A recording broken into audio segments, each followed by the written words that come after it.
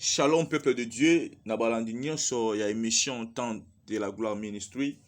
Tikate Nzambe Alola apambola bino. Oui, ezali présenté par ngai frère Nabino Jonathan Kiani. Toko tikate côté ya sango malamu na Nzambe. Pamba te liloba na Nzambe nde eza mwinda, liloba na Nzambe nde eza na nguya ya kokotisa mbongwana na bomoi na biso bana ya bato. Bien les temps de la gloire eza wana mpona kosunga yo ndeko afin qu'on vivre la gloire ya Nzambe na bomoi na yo awa na se na tango et puis on se préparer pour la gloire où eza à venir parce que nyonso ko luka awa na se mokili ko tikala pamba te na ba matabisi mais le kola tozali bana na Nzambe eza malamu mingi tozala pe na bomoi ozo pesa Nzambe lokumu pe tango bato bazo tala biso ba comprendre vraiment que chez nous il y a un Dieu qui est puissant. Bien aimé avant to kota na Mateya ya tongo na lelo na totanga passage moko na mokanda ya Luc chapitre 4 verset 18 sina 19e verset. Bible Bible, l'esprit du Seigneur est sur moi parce qu'il m'a oint pour annoncer une bonne nouvelle aux pauvres. Il m'a envoyé pour guérir ceux qui ont le cœur brisé, pour proclamer aux captifs la délivrance et aux aveugles le recouvrement de la vie, pour envoyer libres les opprimés, pour publier une année de grâce du Seigneur. Bien-aimé, molimo na Nzambe eza likolo na ngai. Je suis un simple instrument. Nakaka canal ya lipa molipo na yo papa, maman ndeko mwasi pe mobali. La gloire de Dieu est disponible. La gloire de Dieu est disponible pour toi, pour ma famille, pour que tu puisses le vivre, bien-aimé. Mais eux, on senga na yo, ezaka cause à la disposer, ezaka cause à la connecter. Ezaka kondima Yesu Masiya Nazareth na mo inayo, lokola mokonzi pe mobikisi na yo. Pamba te yango neza fungola ya makambo nyonso. Celui qui a le Fils a la vie, celui qui a Christ a la vie. Bien-aimé, pesa mo inayo pa Yesu Masiya. Yesu Masiya vanda, Yesu Masiya dominé, Yesu Masiya régné. Yango ezali mosala étant de la gloire. Yo za na ba problème. Soki to sambeli Nzambe, Nzamba kitisaka nkembo na ye, pe gloire na ye changer ba situation. Yo za na ba problème, bien-aimé. Yo za na ba souci, yo za na malade, yo za na makambo zo tungisa yo, komi tungisa te, pamba te za na moto moko amataki na ngomba ya Golgotha, pe afutaki prix po te nga na tozala sauver. Yango ngai na yo totsa elika na biso epa na Nzambe, totela nde Nzambe. Pamba te totsi kondima na biso epa na ye, tokopika makambo mingi ya motuya. Tala mbala boni otela bato mokili, mais ozala na okaka desi. Bien-aimé, thème ya tongo lelo ezali injection maléfique. Thème ya tongo na lelo ezali injection maléfique. J'aimerais qu'on puisse prier avant de kota na mateya ya tongo na lelo. Tendre Père na péché, merci. Fais de moi un bon prédicateur de la bonne nouvelle. Papa ngana zala effacer yondo apparaître. Yesu ngana kita yondo mata. Tama loba kati na ngai afin que na loba na peuple na yo na part na yo au nom de Jésus-Christ de Nazareth. Ngai nani pona te asango malamu pe bato ba bika. Kolosela ngai pona kokangola ma libota na yo au nom de Jésus-Christ de Nazareth qui est le consommateur de la foi et le chef de l'église que j'ai ainsi prié. Amen. Nabandeli koloba ete thème na biso ezali injection maléfique. Bien-aimé, injection eza tout justement tout simplement action d'injecter quelque chose dans le corps. Bien-aimé, so modake na hôpital balingi ba pesa ye kisi o eza injectable. Bakozwa seringue, bazwi ampoule, batire pe ba injecter moto. Bien-aimé, faut essayer de ba ete na monde spirituel pe ba yi ko injecter moto milimo mabe. Ba yi ko injecter moto misala ya Satan. Ba yi ko injecter moto pauvreté, ba yi ko injecter moto limitation, ba yi ko injecter moto makambo nyonso ya mabe. Bien-aimé, ceux qui va injecter moto qui c'est comme akotamwa na makila ya moto. Ceux qui va injecter moto pauvreté comme akotamwa na makila ya moto. Pauvreté comme un mode de vie à moto. Moto komi ko bika na kati ya pauvreté. Moto komi ko bika na kati ya ba problème parce que na kati ya makila na ye ba injecter quelque chose de mal. Yango na lobaki mateya oyo ezo concerner yo na ngai. Pamba te Yesu Masiya a changé ba ADN ya makila na biso. C'est par son sang précieux que nous avons été rachetés. Yango na makila na ngai ata balingi ba tselo ka mabe et ko konta de pamba te le sang de Jésus de circuler, le sang de Jésus de couler. Bien-aimé, ceux qui moto oh déjà joie aza na kati ya na tétanos na kati ya makila na ye. Ceux qui ba tuba yesu tonga tétanos injecta kaka moke mais ekotaka te vimaka. Bien aimé moto aza na Yesu Masia ata bali ba injecter eloko ya mabe ekokota te parce que Yesu Masia déjà azali. Bien aimé, injection maléfique ba injecta nini na vie na yo. Na yenga totanga maloba na Nzambe na mokanda ya Luc chapitre 4 verset 33, je lis au nom de Jésus. Il se trouvait dans la synagogue un homme qui avait un esprit de démon impur et qui s'écria d'une voix forte. J'aimerais qu'on lise encore la Bible dans le livre de Luc, chapitre 9, verset 42.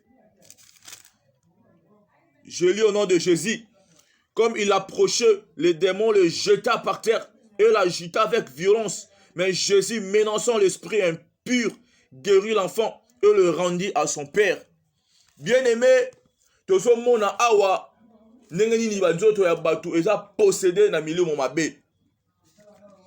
Et il y a pas c'est ça que na premier passage moderne ko se retrouver na kati ya synagogue.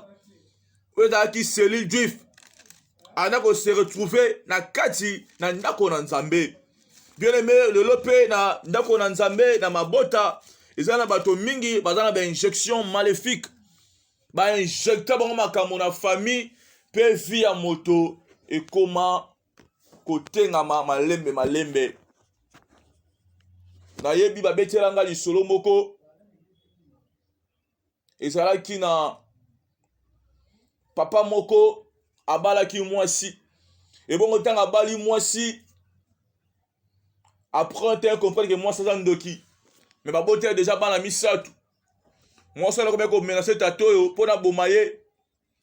Et bon mon papa ça qui obligé à ko divorcer. Et ça la pas si mingo bali mwasi pour vendre pour le meilleur et pour le pire. Et puis un temps et comme on va divorce. Tika ite ndama sunga biso peto sambela ka malamu avant ko bala pour que to bala batu ya malamu pe soki moto ya ngala na mwa mbeba Nzambe alola. Il y a ça ko changer moto nyonso ya délivrer même coupable ako etsa mbomwana na bo moyandeko o lingi ko s'engager na ye pour le meilleur et pour le pire. Et bon autant ba kabani papa pe lokwa zaki moto zaki na ba posa a moins que zaki malamu te parfois tambo na ekobo akanisi malamu lisusu ko bala mwasi mosusu. Et bon motanga bali mwasi so abalaki azali na ko sambela mais mwasi atombaki victime ya makambo ebele. Moi, je suis victime, il y a des problèmes ébélés. Papa, le roi, tamora bandai ko voyager. Maman bandai ko tika na bana. Mais maman bandai ko tika na bana mi balé. Parce que moi na liboso adaki na 5 ans, il y a mi balé adaki na 3 ans. Pe oh il y a une année et demi azaki pa maman na ye. Et bon moi liboso adaki a mobile. Il y a mi bala azaki na et moi aussi. Mais chaque fois, maman, oh, ça sur la moine en tonga. Alors, comme on a d'autres, il y a moi ici, il y a 2 ans et demi, alors que 3 ans, bah, spermatozoïde. Et ben, quand la maman, comment on a, ni moi, la moukié, azak na biloko, benanzoto. Donc, il y avait une forte puissance, un esprit impur. Il y a mari de nuit. Ben j'étais na kati ya mwana. Donc mwana chaque fois bandai ko lala abandai ko bimana ba tata mi bimba sans qu'elle sache. Et bongo après un temps mwana iko kufa. Bongo maman wa tirali na mwana moko ya mobali na ye. Mais ceux qui mobali a ke voyage bandai ko lala na mwana mbeto. Mais si on a la mbeto, maman kola na bilamba, mako se retrouver na tongo aza bolumbu. Pe moi na oya mobali, mobali na bota, aza na kati ya makolo na ye. Bien aimé, à mon yango première fois, eleke la ye. Deuxième fois, eleke la ye, comme ko kamwa, atala la bilamba, atala la ba jean. Ba jean ko longwa, muta ko longwa, ninga ko ye longwa, ko ye bate, muta ko longwa nga ko ye bate. Maman a dit c'est même mobile naïe. Regarde, je vois ceci, cela, je ne comprends pas. Et bon, autant moi, l'esprit d'Éternel est révélé que moi, a tombé quand victime mon mobile. A donc couché na moi si, il y a tata na ye. Mais parce que, à la kati, il y a couverture moko spirituelle, il y a bondoki. Donc, moi, ben injecté esprit impur na kati na moi. Et bon, injection esprit impur, il y a mari de nuit, de comment il faut travailler pour que moi, si oyo, azala, na kati ya ba problème. Motabane ko sar makambo yo, ezali mon ex femme ya papa oyo bakabwana ni wasala na divorce. A se pela gite, ni papa a joué sous moi ici. Donc, moi, sur la taille, comment qui vraiment manipulé par les maris de nuit. Bien évidemment, copier ça passe. Parce que moi, dans les 5 ans, à côté, n'a noté que ça là, acte mon sous sexuel. Et puis, comme ça, sémence, net ni balle aussi, colis. Mais maman, on est comme on a makambo. Donc, ben, jeter ma kamabé et pas à moi, non, pour que moi, non, à comment coucher dans moi si ya tata na ye. Et puis moi dans ça avec inconscience, moi ça qui nous quitter, moi ça qui innocent, gloire à Dieu nzamba la délivrer déjà moi na oyo, pe makambo ici là na kati ya libota oyo. Ce sont des réalités. Ce sont des choses qui se passent na kati na mokili. Ceux qui va injecter que moi na autant musumo limo, ya mari de nuit. Et ça na batu musu ba injecter bango molimo ya pauvreté. Et ça na batu musu ba injecter bango molimo ya kuluna. Moi nazala ki malamu. Mais après un temps, par compréhension, moi la koba bombe kuluna. Cela vient du diable. Ce sont des injections maléfiques. Oh bah côté si nanzoto à moi pour qu'il détruise vie à moi. Pour qu'il détruise vie à moi. Tala molimo mabe. Na mokane Luc chapitre 9 verset 42. Nengani ozo kwa isa moto. Ezo bambaye. Tala démoniaque de Gadara. Abandé comme il kata ba pota. Et pas qu'on n'ait pas cité. Parce qu'il y avait un esprit impur. Bien aimé, nous devons comprendre que ce qui est maléfique, ils ont exercice et influence occulte na kati na moto. Ils ont makambo nyonso ya molili ya Satan na kati ya moto yo. Yango dit to maléfique. Donc tout ce qui est mal, tout ce qui est occulte, ben injecteur makambo nini na bo moina yo. Ozala ki malam. Après un temps, injecter ma maladie. Au comment qu'on bela pamba. Et ça, on va Alexa un mois 2 fois bela. On va au cas sida. Au temps où l'hôpital, l'hôpital est belé, malade de monde en a été. Au temps où ici est belé. On va malade, mozo bela kaka. Bien aimé, comprendre directement que ça injection moko maléfique.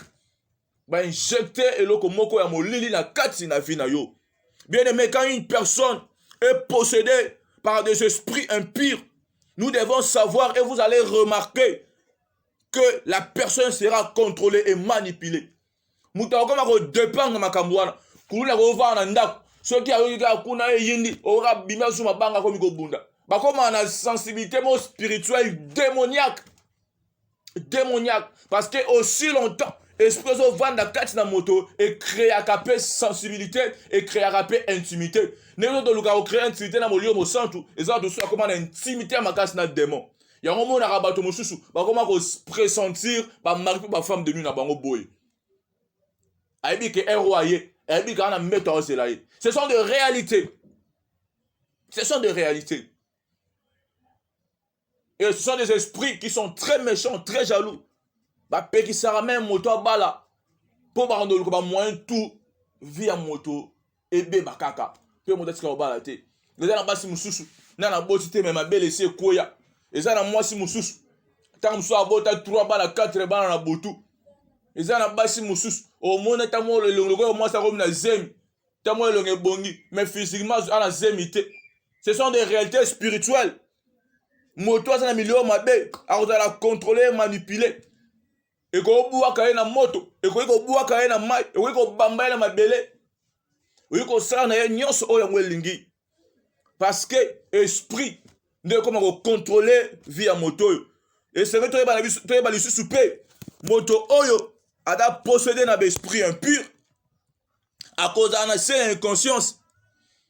À cause de la inconscience. abanda osala makambo oyo moko etamusedo lekela ye tala mwana ya 5 ans azobima na mama ya mokolo moto aza plus de 30 ans plus de 30 ans mwana 5 ans bien aimé eza badémon eza misala ya satana mwana oyo aza na ye inconscient mais molimo oyo eza kati na ye ezosalisema bamikolo koma moto alali alati bapantalon bajini balongola yango akoka kosentir te malali mpe na kweti te bien aimé eza badémon esengeli toyeba ete moto ada postele na milio mabe akoperdre certaines bonnes qualités physiques et morales omona mwana mosu azali kitoko tonka bainjecte mwana milio mabe mwana komi kuluna mpe olonga mwana omona ebebi elonga mwana ebebe ebibisa même na beauté physique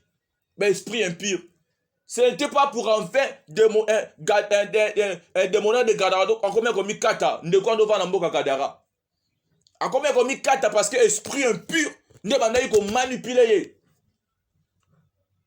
beauté nde komi kosila parce que komi komisokisa eza na mwana mosu azalaki malamu mais bainjecte makambo babe pa ya mwana bainjecte envoûtement omona mwana directement komi très impoli moralité ya mwana ebebi mwana banga lisu mikolo te baloba na ye te bapesa ye conseil te nga kuna sakanaka te na manka ya mutu nyonso otie osimi nga mpo omona yango mwana mutu aza te mwana komi très impoli à cause ya bainjection ya biloko mabe kati na mwana à cause ya bainjection ya biloko mabe bien aimé esengeli toyeba ete soki moto aza possédé na bamilimu mabe to azwi bainjection maléfique akochange forme na ye akozala lisusu ndenge azalaka te lolenge na ye kobeba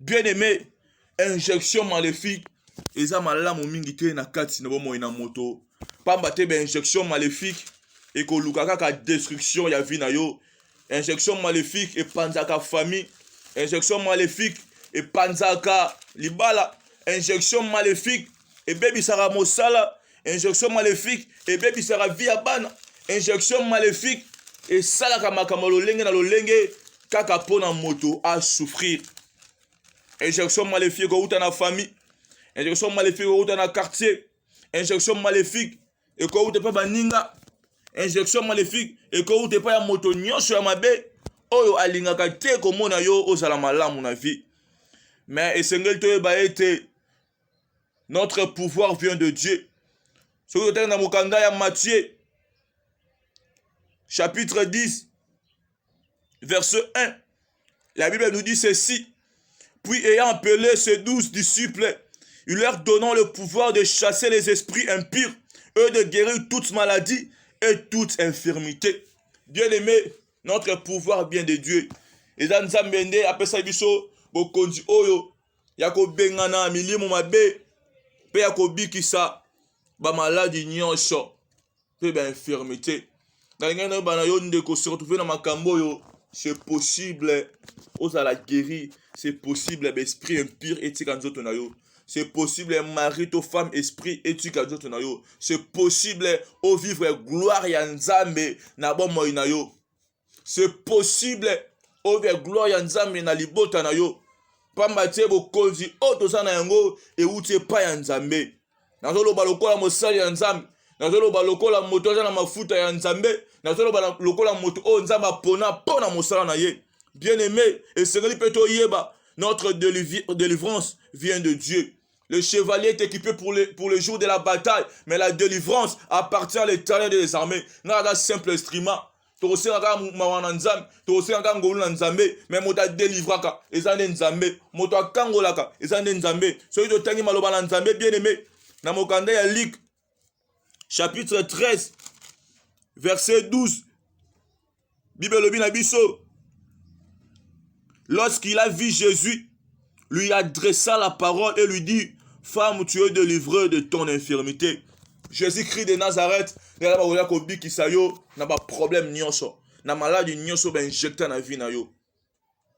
Parce que molio mabe na kati na moto ekoma malade ekoma makufa ekoma kibobola ndenge mwasi molio mabe kurbaki mokongo na ye bien aimé ba injecta na vie na yo o imelo ba problème ba injecta nini ceux qui dans hôpital ba ko injecter moto poison ba ko injecter moto ki stop e biki saye ye ba ete na milieu mabe ba ko injecter makam mabe ye ba ke batu mabe ba peut ko injecter makam mabe. Mais notre délivrance vient de Dieu. Notre délivrance vient de Dieu. C'est Jésus-Christ de Nazareth qui est capable de te délivrer. Laisse la magie, laisse l'occultisme. Tu as fréquenté banganga, papa te za batulu kwa yo na ngai, bako kufa, bango pe babelaka na bango. Bango pe bako karapasi. Mais seul Jésus-Christ de Nazareth, il a mokoki ya ko kangola yo na ba problème nyonso ya molili ozana yango. Et c'est que tu es notre liberté vient de Dieu. Milimo ne kanga vina yo. Milimo ne linga rotika yo te. Milimo nini oye vanda na kati na vina yo. Ben injecta nini. Oh comment ko dépendre na ngo comment ko tambuso ko contrôler yo bien aimé. Ben injecta nini. Lenga ko mitala ba mo ino malamu. Lenga ko tala libota na yo malamu. Lenga ko tala bandeko na yo malamu. Ben injecta na famille na bino. Mais mokanda na Nzambe bisinga na mokanda ya Galates chapitre 5, verset 1. C'est pour la liberté que Christ nous a affranchis. Demeurez donc ferme et ne vous laissez pas mettre de nouveau sous le joug de la servitude bien-aimée.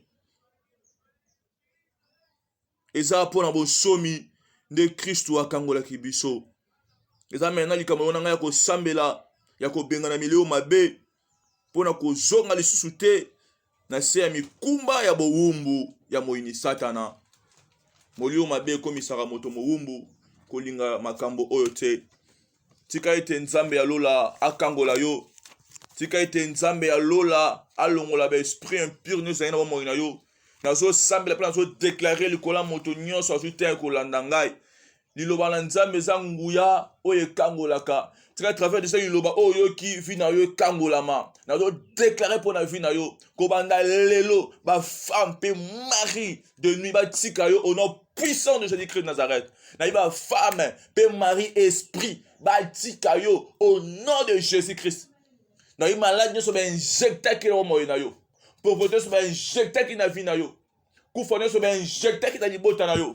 Kuluna ne soba injecta ki na bana na yo. Niyo soeza occulte, o ben injecta ki na kati na libota na kati na moyo na yo, ko banda shikoyo e bima au nom de Jésus-Christ de Nazareth. Tika te makila na yo sunde kota e vanda e tambola na kati na